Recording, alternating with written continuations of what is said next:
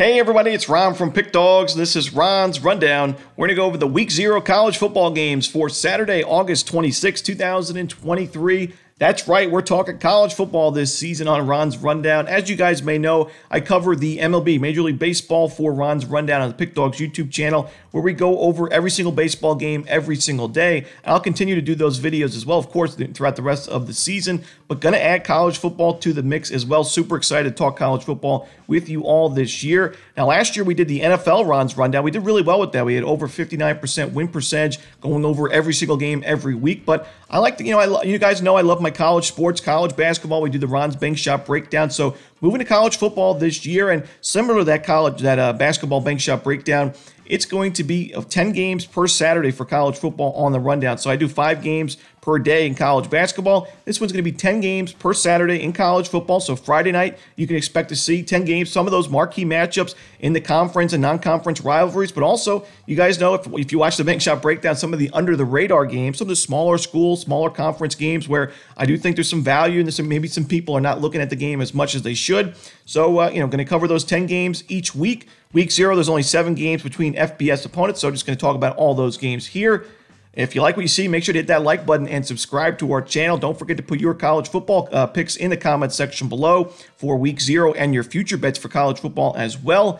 If you're looking for my best bets, you can find those at the Premium Picks tab at pickdawgz.com. I'll have my rundown best bet for the MLB, but also a play of the day in college football each Saturday, so you can be on the lookout for that. Let's make it a profitable college football season. Here are the games for Week 0 in college football. First up, the first game of the 2023-24 college football season. It's Navy and Notre Dame from a neutral site in Dublin, Ireland. We're going to see a 2:30 Eastern start time on NBC. Currently, Notre Dame is a 20.5-point favorite. Total right around 49.5 points. Now, we see this is a historical rivalry series where we see these teams play every single season. And as of late, it's been a high-scoring series. As you know, last year 35-32, 2019 52-20, and in fact, the last 12 matchups, 9 of those 12 went over the total. So it's a little bit surprising to see a total step below 50 for this matchup, but it does make sense in my opinion. I actually like the under in this game for a few reasons. Well, we mentioned it's a neutral site game, so also it doesn't look to be the best weather conditions in Dublin for this matchup. Could be a bit of a sloppy game. We know that Notre Dame has got a new system offensively, a new quarterback in Sam Hartman. I think both of these teams are going to go on to have pretty good seasons offensively, but I think it could take a few drives for both of them to get going. We know the new rule change in college football where the clock is not going to be stopping after first downs. Now, that's already baked into most of these lines already, but still, for a team like Navy, a triple option team who runs the ball and already chews a bunch of clock on 80% or more of their offensive possessions or offensive plays, I think it's going to we're going to see even fewer plays from Navy in their games going forward. Also, you got to look at this Notre Dame defense. On paper, looks really strong going into the season. I think it's going to be one of the better defensive units in college football this year. It's no surprise to see Notre Dame ranked as high as they are going into the season. So for me, I think we see a pretty slow, low-scoring game early on. I think maybe taking the first half under as well, maybe splitting your bet with the first half and full game under makes sense, but at a neutral site, I'm going to take the under here in Navy Notre Dame. I guess I'd lean towards Navy in the points because I think you're getting almost 3 touchdowns there in a low-scoring game. It's pretty attractive, but for me, give me the under. Next up, we have a conference matchup in the Conference USA between UTEP and Jacksonville State. We're going to see UTEP as a small favorite on the road, total currently at 54 points. And we're going to see a 5:30 Eastern start time on CBS Sports Network for this one.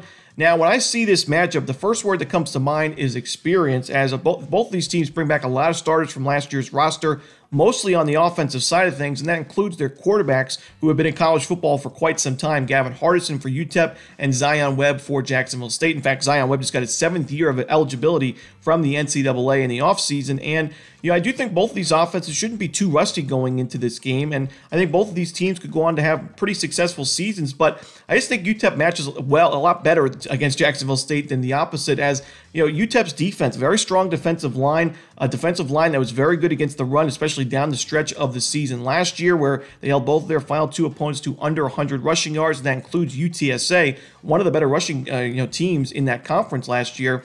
So, Jacksonville State, they look to run the football a lot. Last year, they averaged right around 45 carries per game. Zion Webb is the quarterback, but he ran over 100 times himself last year with 2 other rushers for over 100 attempts on the ground. So, Jacksonville State, if they're going to try to run the football, I don't know if it's going to be too beneficial for them in this one against this UTEP defensive line.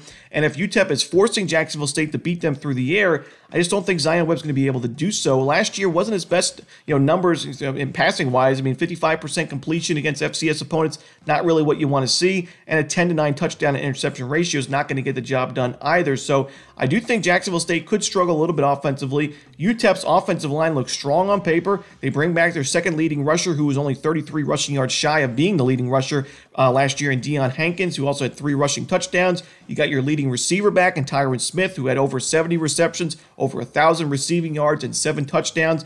Hardison, it was a down year for him last year, 52.1% completion percentage. He had some turnover issues, but I still think he's a really talented quarterback and somebody to watch out for in this Conference USA Conference this season. I like UTEP here. We're getting a really good number with them. I think Jacksonville State could go on to have a successful year, but I like UTEP in this first game. Next up, it's the UMass Minutemen taking on the New Mexico State Aggies. We're going to see a 7 o'clock Eastern start time on ESPN. We see New Mexico State as a 7-point favorite, total around 45 points. Now, these teams have played against each other the last 2 seasons, and New Mexico State won both of those games by double digits, 23-13 on the road last year, and then 44-27 at home in 2021. Now, despite those 2 double-digit wins and a lot of expectations going into the 2023 campaign after a bowl-winning season, New Mexico State is still only a 7-point favorite at home in this matchup against UMass. And it may be surprising to some, but I think it makes sense, as I think UMass going into the year is really improved, especially on the offensive side of things, where they bring in one of the more talented quarterbacks they've had in the program in Tyson Pomachan from Clemson, who didn't play a lot at Clemson, but there was a lot of quarterbacks ahead of him on the depth chart. But still, I think he's one of the more talented quarterbacks we've seen at UMass. I think the UMass offense is much improved, and the defense, as the season went on last year, was getting a lot better. I mean, it was a disappointing year for UMass. They only won 1 game. It was an FCS win over Stony Brook, but still, down the stretch of the year, their final 5 opponents, they held under 400 yards, including a game at Texas A&M where they held the Aggies to 20 points and covered the spread easily. They got a lot better on the road against the spread as the season went on, and I think there's a lot of value on UMass in this game and probably the first few games of the season. New Mexico State, I don't want to take anything away from their season last year where they won a bowl game, they had a winning record. However, a lot of their wins and their schedule overall was a pretty weak one. They played Hawaii in a victory, then New Mexico, UMass, Lamar, Valparaiso, a lot of FCS or bottom barrel FBS wins for New Mexico State in that mix. And I do think because of those wins, because of the wins in this series, we see New Mexico State a little bit overvalued in this matchup. You got a double revenge-minded foe and UMass on the road here. I like the points here with UMass. I just wouldn't want to lay this many points with New Mexico State. I'm going to take that touchdown with the Minutemen. Next up, it's Ohio and San Diego State. It's going to be a 7 o'clock Eastern start time on Fox Sports 1. We see Ohio as a 3-point underdog on the road, and the total is at 49 points. I think this total set just a little bit too high for this game. This is a very strong defensive program in San Diego State. And yes, they lost a few starters on the defensive end, going into the season, but it's a perennial, very good defensive team where, we've seen last year 21 points per game, the year before 20 points per game. They're very good against the run. They get a lot of pressure on the quarterback. I think San Diego State's defense will be just fine. And although Ohio is a pretty good offensive unit and going into the season has big expectations, it is going to be the first game for Curtis Rourke since the injury, a pretty severe injury to his ACL. And, it's not easy for quarterbacks to come back from those types of injuries. And I do think it's going to take at least a few drives, maybe a couple of games for Rourke to get back to where we saw him in 2022, where he had a 25-4 touchdown to interception ratio, almost 70% completion percentage for Ohio. I do think it's a tough matchup on the road on the West Coast against a very good defensive team. I think Ohio could struggle a little bit early on offensively, but this defense for Ohio down the stretch last year, early on in 2022, it struggled mightily, gave up 46 points to Penn State, 43 points to Iowa State on the road, a ton of yards given up to their opponents. But as the season went on, they had a very good run defense. The secondary was much improved. They got a lot of pressure on the quarterback, and San Diego State brings back Jalen Maiden, but I don't think that this offense is going to be great right off the get-go. This was an offense that last year only scored 21 points per game. They weren't great on the ground, and they were even worse through the air, where their quarterbacks combined for only a 54.2% completion. I think we see a low-scoring game. I think San Diego State takes it in the end, but I think it's going to be a close one. Give me the under in Ohio, San Diego State. Next up, we see Hawaii and Vanderbilt. We're going to see a 7:30 Eastern start time on SEC Network, and we see Vanderbilt as a 17.5-point favorite. Total is at 56 points. Now, last year, these teams played the first game of the season. It was an ugly blowout win for Vanderbilt, 63-10 the final score. It was only 21-10 at halftime, but Vanderbilt found a way to break it open in the second half. Now, I do think you got to give the benefit of the doubt to Hawaii and Timmy Chang in that game because it was the first game with the program for Chang and as a head coach in college football. They had a really late start to the offseason because there were some issues with Hawaii's program in the offseason last year. So, for Chang to make a lot of improvements, find a couple of outright wins in conference play over teams like Nevada and UNLV at the end of the season and be a very profitable team against the spread as an underdog, double-digit underdog especially, which we care about the most. I think Chang really made a lot of improvements last year and now going into this season. I think Hawaii has to like its chances to make some big improvements. They brought back 9 of their defensive starters. They bring back their quarterback and Shagar. I do think that Hawaii will be better this season. Vanderbilt, a lot of expectations for a program that doesn't really usually have a lot of expectations, but they had a couple of big upset wins over Florida and Kentucky in SEC play. They had 5 wins overall, and most of those wins were FBS wins. I do think Vanderbilt wins this game and wins it probably comfortably, but this is a lot of points to lay against a team, like I mentioned, that was good as a double-digit underdog and is revenge-minded after last year's blowout loss. I think we see a game that Vanderbilt wins by 2 touchdowns, but not by this number. Give me the points here with Hawaii. Next up, we see San Jose State taking on USC. This one's going to be at 8 o'clock Eastern start time. It's going to be on the Pac-12 network, and we see USC as a 31-point favorite. Total is at 66, so we see USC as a huge favorite here. To me, it makes sense. I mean, USC is number 6 ranked in the AP polls going into this season. They look pretty elite on the offensive end. Even the defense returns most of its starters, and I think they'll make a lot of improvements from last year's team. Caleb Williams, the projected number 1 pick in the draft next year in the NFL, coming off a year where he had over 66% completion percentage, over 4,500 passing yards, a 42-5 touchdown and interception ratio, and over 380 rushing yards with 10 rushing touchdowns to go with it. So 52 total touchdowns for Williams.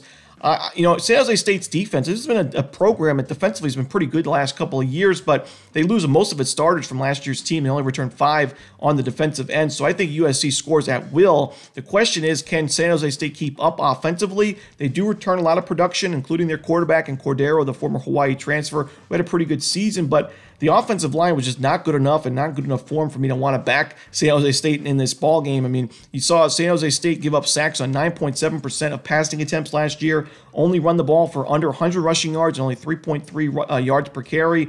I think USC scores at will, and San Jose State just doesn't have the answers offensively to compete in this game or even cover the number, this huge number. So give me USC laying the points at home. And the final game for Week 0 in college football, it's FIU and Louisiana Tech, another conference game in the Conference USA. This one at 9 o'clock Eastern start time on CBS Sports Network. Louisiana Tech a double-digit favorite in this game, total just under 60 at 59 points.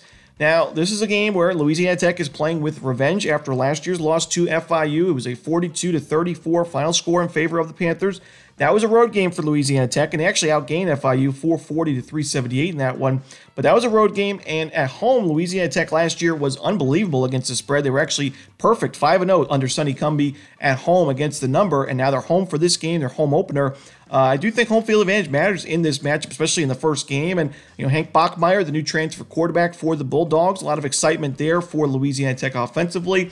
Bachmeier played really well with Boise State in 2021, struggled a bit last year and he only had 94 passing attempts by the end of the season. So I do look for a bounce-back season for Bachmeier. I think the change of scenery is really going to help his game. I think Louisiana Tech's offense does well in this matchup. And the big thing, one of the problems that Louisiana Tech last year had defensively was their run defense. They gave up over 240 rushing yards per game and over 6 yards per carry to opposing run games in 2022. However, FIU, that offensive line and the run game themselves were not great for the Panthers last year, where they only averaged 3.5 rushing yards per game, rushing yards per carry, just over 100 rushing yards per game. So I think the biggest weakness for Louisiana Tech's defense, I don't think FIU is going to be able to exploit that. I still think Louisiana Tech scores plenty of points in this game. I think we see a high-scoring game in general. There's a reason why this total is almost at 60 points. But in the end, I look for the revenge-minded foe here in Louisiana Tech to win this game and cover the number in the end at home. Give me Louisiana Tech laying the points. And that's it. Those are the games for Week 0 in college football. football. Hope you enjoyed this video. If you did, don't forget to hit that like button and subscribe. And don't forget to put your college football picks in the comments section below. Again, if you're looking for my best bets, you can find those at Pickdawgz Premium. As always, this is Romanelli. Good luck this college football season.